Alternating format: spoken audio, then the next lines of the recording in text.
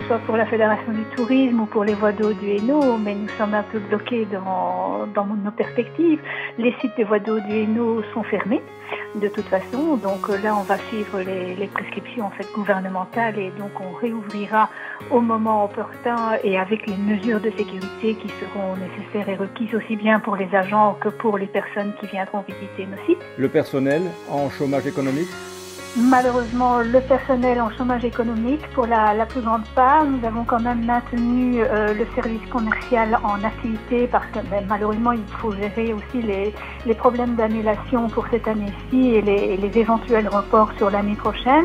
On doit aussi commencer à préparer la relance commerciale de l'activité et donc eux sont vraiment indispensables comme le service de la communication de la SBL des voies d'eau du Hainaut. Vous êtes vraiment tributaire, vous, de la saison touristique, impossible de miser sur un report tiré dessus, impossible. Non, impossible, c'est vraiment impossible.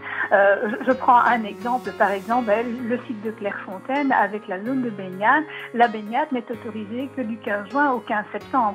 Si maintenant on est amené à prolonger encore le confinement ou que nous sommes amenés à avoir un certain nombre de prescrits en la matière, forcément cette période-là ne pourra pas être reportée de toute façon. Personnellement, Catherine Berger, comment est-ce que tu vis cette période de confinement? Un peu difficilement parce que c'est vrai que ce n'est pas simple d'être coupé de son entourage professionnel.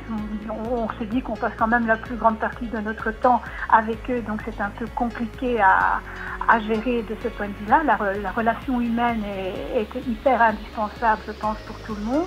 En même temps, au niveau du travail, c'est vrai que si on arrive à travailler relativement normalement sur certains dossiers, ce n'est quand même pas la même chose au niveau des aspects pratiques. Le contact direct est vraiment indispensable pour pouvoir organiser les choses. Une petite note d'espoir pour conclure?